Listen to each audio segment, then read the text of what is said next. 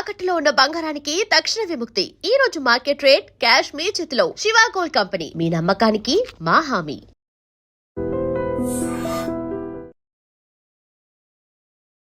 నేను చెప్తాను క్వశ్చన్ ఏంటంటే, మా ఫ్రెండ్ ఒక అతను ఉన్నాడు, మహేష్ అని, న్యూజిలాండ్లో ఉంటాడు. తన ఐడియాలజీ అంటే ఎలా ఉంటుందంటే, ఒక చిన్న థాట్ డబ్బులు పుట్టిస్తుంది, ఈ యాప్ క్రియేట్ చేద్దాము, అట్లా వెల్ సెటిల్డ్, బట్ ఇలాంటి ఒక మైండ్ సెట్ ఉంటుంది. నేను ఫిల్మ్ బ్యాక్గ్రౌండ్కి సంబంధించిన ఫిల్మ్ జర్నలిస్ట్ కాబట్టి నాతో మాట్లాడుతూ, అరే ఇప్పటికిప్పుడు మీ ఇండస్ట్రీలో మంచి రిచ్ డైరెక్టర్స్ పేర్లు చెప్పమన్నారు. నేను ఏదో రాజమౌళి గారు, సుకుమార్ ఇట్లా చెప్తా ఉంటే, అజయ్ భూపతిని మర్చిపోయేంద్ర అన్నాడు. అజయ్ భూపతి గారు తీసిందే 3 సినిమాలు, 4వ సినిమా ఆయన RX 100 కరెక్ట్గా రెమ్యునరేషన్ కూడా తీసుకోలేదంటే, ఆయన దగ్గర మంగళవారం 2 అని ఒక థాట్ ఉందిరా, అది 100 కోట్ల థాట్. కరెక్ట్ ఇదే కన్వర్జేషన్ జరిగింది. ఎవడో కరెక్ట్గా చెప్పాడు ఆయన. ఆయన అంటే ఆయన ఎప్పుడు కొన్ని ఏమంటారంటే, అంటే ఇప్పుడు మీరేమో ఒక బిజినెస్ పెట్టాలనుకుంటే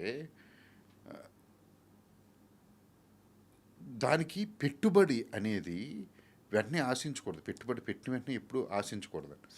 దానికి ఒక టైం ఉంటుంది. అంటే నేను ఇక్కడ అబౌట్ మనీ గురించి నేను మాట్లాడట్లేదు. బిజినెస్ కానీ, ఒక థాట్ కానీ, లేకపోతే మీరు వేరే ఏదైనా ఒకటి అనుకున్నప్పుడు మీ లైఫ్లో ఇమీడియట్లీ ఫలితాన్ని ప్రతి దాని నుండి ఆశించకూడదు. ఓకేనా? ఒక్కొక్కసారి మనం వెయిట్ చేయాలి సార్. ఓకేనా? అది ఒక పెట్టుబడి అనుకోవాలి, ఫలితం వస్తుంది, వేరే చోట వస్తుంది. నేను మంగళవారం నేను అంటే మీ ఫ్రెండ్ ఏమన్నా కమర్షియల్గా చెప్పాడు కాబట్టి నేను కమర్షియల్గా మాట్లాడాను. లేకపోతే నేను కమర్షియల్ గురించి ఎప్పుడు ఆలోచించను అసలు. నేను అసలు అంటే అమ్మాయి అప్పటికే పాయలు ఆల్మోస్ట్ సినిమాలు మనకి పెద్ద చేయట్లేదు. మంగళవారం చేసిన టైంకి నేను పాయలను కూడా సినిమా 30% అయిపోయాక తీసుకున్నా. ఓకే, ఫస్ట్ షెడ్యూల్ అయిపోయాక తీసుకున్నా. హీరోయిన్ లేకుండా స్టార్ట్ చేసా. ఒక షెడ్యూల్ అయిపోయింది 30%. నేను అవుట్డోర్ వెళ్ళి ఆల్మోస్ట్ 32 డేస్ చేసుకుని వచ్చా. ఏందైతే సార్ లేకుండా పాయలే లేదు ఫస్ట్, ఎవరో లేరు అసలు. నేను వెళ్ళి హ్యాపీగా షూట్ చేసుకుని వచ్చేసా. నేను ఫస్ట్ హాఫ్ హీరోయినే ఉండి ఎవరు ఉండరు కదండి ఫస్ట్ హాఫ్.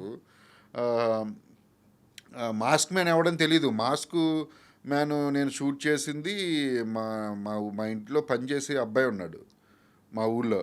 అతనికి మాస్క్ అది వేసి, అతనికి డ్రెస్ వేసి, ఆ పరిగెట్టేవి అని అతనితో తీసా. ఎగిరిపోతాయి జనాలు తెలిస్తే.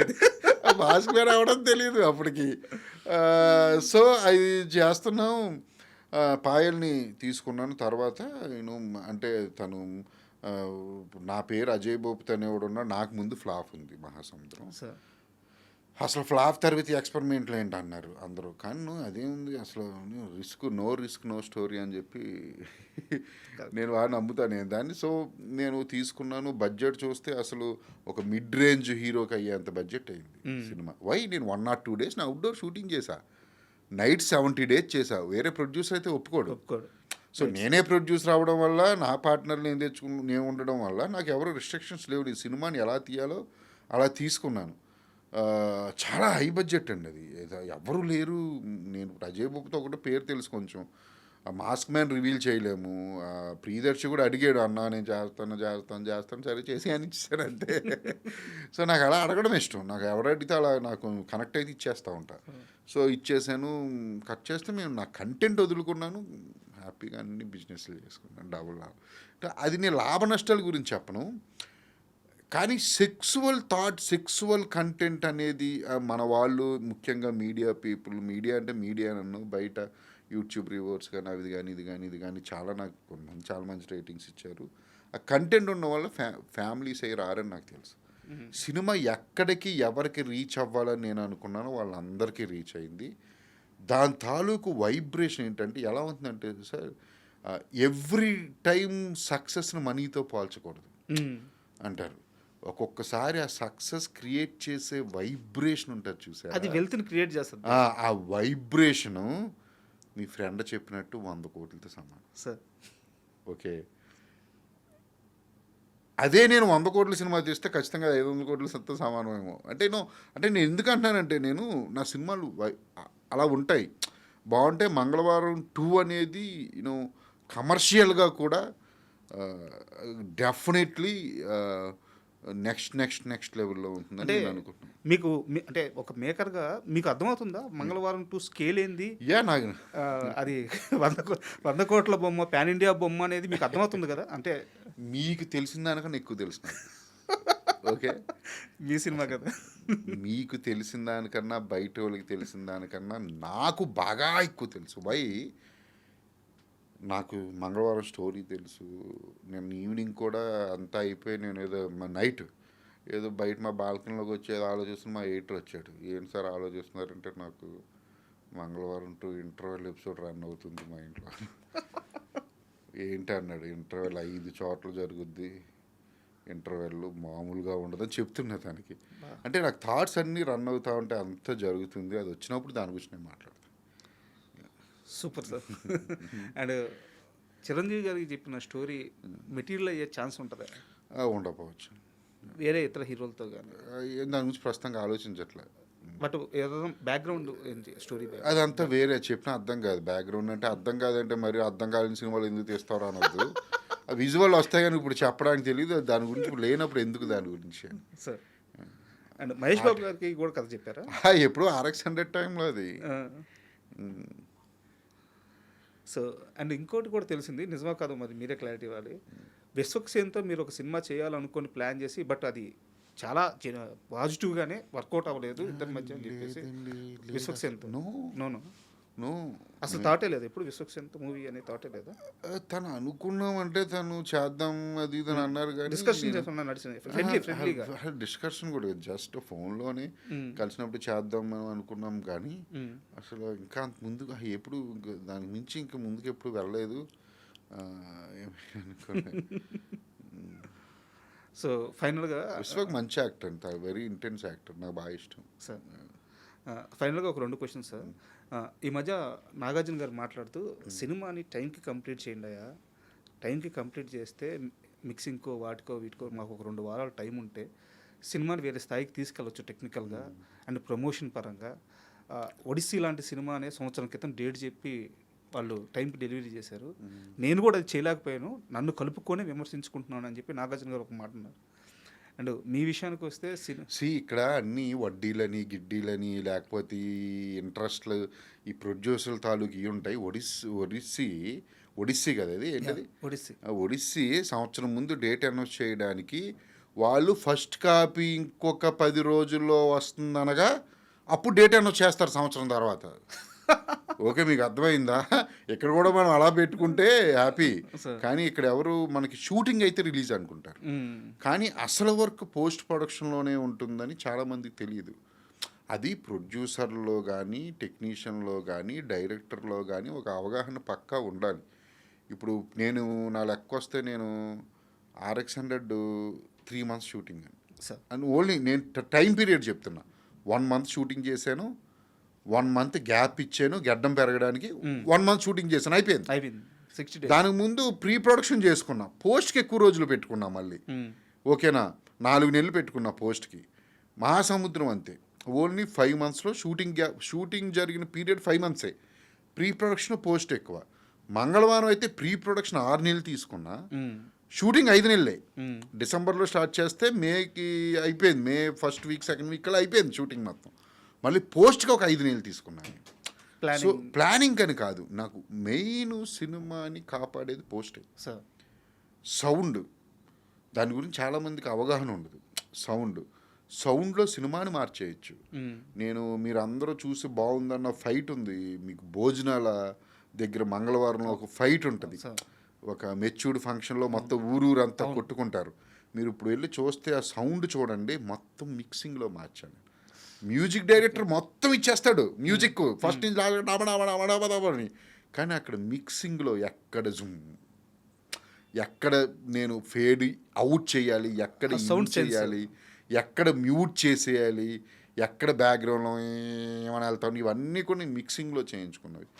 నేను టైం కావాలి నాకని టైం తీసుకుని 5-6 months, యాక్చువల్ ఆ సినిమాకి అంత ఎక్కువ తీసుకోకూడదు, అంటే ఆ బడ్జెట్ సినిమాలకి అది నేను డేట్ వేసుకుని అప్పుడు బిజినెస్ స్టార్ట్ చేసుకున్నాను. నేను అందరిలో ముందే బిజినెస్ చేసి అది నేను మంగళవారం నేను చేయలే. సో నేను ఏమంటే పోస్ట్ అనేది అయితే వెరీ వెరీ ఇంపార్టెంట్ అండి సినిమాకి. పోస్ట్ ప్రొడక్షన్ అనేది చాలా ఇంపార్టెంటు. ఇంకో 10-15 డేస్లో మీకు ఒక 15 డేస్ అనుకోండి, ఒక 15-20 డేస్లో ఫస్ట్ కాపీ రెడీ అవుతుంది అని మీకు తెలిసి అవగాహన వచ్చిన తర్వాతే డేట్ వేసుకోండి. ఒక 2 నెలల తర్వాత. ఈ 2 నెలలు పబ్లిసిటీకి మనకు వస్తుంది సార్. అంతేగాని మీరు షూటింగ్ అయిన వెంటనే నెలకి డేట్ వేసుకుని మీరు ఇంకా అక్కడి నుంచి అన్ని పరిగెత్తి ఆ టెక్నీషియన్లు తిట్టి వాళ్ళని తిట్టి వీళ్ళని తిట్టి మనం అంటే అది సినిమా మీద ప్రొడక్ట్ మీద కూడా ఒక్కొక్కసారి పడిపోతూ ఉంటుంది. ఏదైనా అటు ఇటు అయితే రే టైం దొరికితే బాగున్నాయి అని మనకు అనిపిస్తుంది. ఆ బాధలు ఎందుకు. అండ్ నేను RX 100 రిలీజ్ అయిన తర్వాత రాంగోపాల్ వర్మ గారు అంత ఎగ్జైట్మెంట్ ఒక సినిమా రిజల్ట్ విషయంలో పడడం ఎప్పుడు చూడలేదు. ఆయన సినిమాకి ఎగ్జైట్ అవ్వడం చూశాను, ఆ ప్రాసెస్లో ఎగ్జైట్ అవ్వడం చూశాను. సినిమా రిలీజ్ అయిన తర్వాత హిట్ వచ్చిందనే ఎగ్జైట్మెంట్, ఆ రోడ్ల మీద బండి మీద ఎక్కి అలా తిరగడం, అది ఆయన మేబీ నా మనిషి అజయ్ బాబు తన ఆనందం కావచ్చు. ఆయన సినిమాలకి ఇప్పుడు చూడాలి నేను ఆ ఎగ్జైట్మెంట్. సో మీ గురువు గారితో ఆ అసోసియేషను, పైగా ఇంకో మాట కూడా అన్నారు మీరు, నేను ఆర్జీవి అనే మనిషిని ప్రేమించను, ఆర్జీవి అనే వర్క్ను ప్రేమిస్తానని చెప్పారు. అద్భుతమైన క్లారిటీతో చెప్పిన మాట అది. సో ఆ అసోసియేషన్ గురించి కాస్త చెప్పు. అది చెప్తున్నా కదా మా బాస్ ఆయన అంటే అది ఎలా చెప్పాలి అనేది అంటే చాలా ఉంది మా ఇద్దరి మధ్య. సో మెనీ థింగ్స్ ఉన్నాయి, చాలా పర్సనల్గా ఉన్నాయి. ఏమంటే ఎవరికి తెలియని మాకు తెలుసు, మాకు చెప్తా ఉంటాడు. ఆయన బోల్డంత మాట్లాడుతూ ఉంటాడు. ఆయన ఒరిజినల్ క్యారెక్టర్ని కూడా మా దగ్గర డిస్కస్ చేస్తూ ఉంటాడు. అంటే నేను ఇది అనేది ఆయనకు ఒక ఒరిజినల్ క్యారెక్టర్ ఉందని తెలుసా? అన్నీ డిస్కస్ చేస్తూ ఉంటాడు. ఆయన ఫేక్నెస్ కూడా మాతో డిస్కస్ అంత ఓపెన్గా ఉంటాడు మాతో. అంటే బయట తెలియదు ఎవరికి. అంటే చాలా ఎక్కువ అసోసియేషన్ అండి ఆయనతో నాకు. అది ఎలా చెప్పాలి, ఏం చెప్పాలి, చాలా ఉన్నాయి. ఇప్పుడు ఇది ఉంది, మీరు బండ్ల మీద వెళ్ళేది, అది పూరి గారి సినిమా. పూరి గారు అంటే నాకు బాగా ఇష్టం. ఇస్మార్ట్ శంకర్ రిలీజ్ అవుతుంది. ఒకసారి పొద్దున్నే ఫోన్ చేశాడు, ఇంటికి వచ్చే అజయ్. ఇంటికి వెళ్ళేసరికి ఆయనే కచ్చిప్లో కొనిపెట్టించాడు రెడీగా. కచ్చిప్లో కొనిపెట్టించాడు. ఎవడో ఫ్రెండ్ వస్తాడు, బైక్ తీసుకున్నాం, మంజు నేను బాస్ కచ్చిప్ ఇక్కడ కట్టుకొని ఆయనే చెప్పాడు. మళ్ళీ ఫ్యాట్లు కచ్చిపులు కట్టుకుని వెళ్ళాం. ట్రాఫిక్లో ముగ్గురు, బుల్లెట్, నేను డ్రైవింగ్, మధ్యలోనేమో ఆయన, వెనకేమో మంజు అని వెళ్ళిపోయాం. సినిమా చూసాం, ఎంజాయ్ చేసాం. మాకు తెలియంది ఏంటంటే ఆయన మధ్యలో ట్వీట్ పెట్టాడు కూర్చుని ఖాళీగా సినిమా చూస్తూ. ట్రాఫిక్ మొత్తం కమిషనర్కి, మేము ముగ్గురు వచ్చాం బండి మీద, మీ కళ్ళు దొబ్బినియా. మేము చూడలేదు, మేము సినిమా చూసి బయటకు వచ్చిన వెంటనే మా మంజు చెప్పాడు, అమ్మ ఈయన ఏదో ట్వీట్ వేసి దొబ్బాడు ట్రాఫిక్ కొలుకని. చూస్తే ట్వీట్ అయ్యి బాబాయ్ దొబ్బేసాడు పట్టుకుని కమిషనర్కి. ఆయనే హ్యాపీగా వెళ్ళిపోయాడు, మేము అందరూ ఎవరింటికి వెళ్ళిపోయాం. తర్వాత రోజు మొదలైందని టార్చర్. అది నెల రోజులు మా ఆఫీస్కి పోలీసులు వచ్చారు. ఏంటి సార్ మీరు ఏది కేసు రాసాం, ఎక్కడ కౌన్సిలింగ్కి రావాలి అంటే ఆయన ఎక్కడ దొరుకుతాడు? నా దగ్గరికి. నేనేమన్నా మీరు మా దగ్గరికి అంటే ఆయన పట్టుకు తప్పండి ముందు ఆర్జీవిని. ఆయన వస్తే మేము వస్తాం, లేకపోతే రానని నేను. సార్ ఆయన ఎవరు తీసుకెళ్తారు సార్, బాగోలేవు, ఈగో అట్టయ్యారు, రండి సార్ మీరు వచ్చి ఒక్క సంతకం పెట్టండి. ఏముండదు, ఒక్క నిమిషమే సంతకం పెట్టి వెళ్ళిపోండి, నేను రానని. 1 month తిరిగాడు కానిస్టేబుల్. పాపం అతని బాధపడలేక నేను వెళ్ళాను కౌన్సిలింగ్. నేను మంచి వెళ్ళాం. ఇంకా గురుదక్షిణ వెళ్ళావు. వెళ్తే అక్కడ ఎస్ఐ గారు పాపం, ఆయన పిల్లారా సాంగ్ పెద్ద ఫ్యాన్ అంట. పాపం ఆయన కథ చెప్తే ఆయన పాపం చాలా ఎమోషనల్ ఫీల్ అయ్యాడు పిల్లారా సాంగ్ గురించి.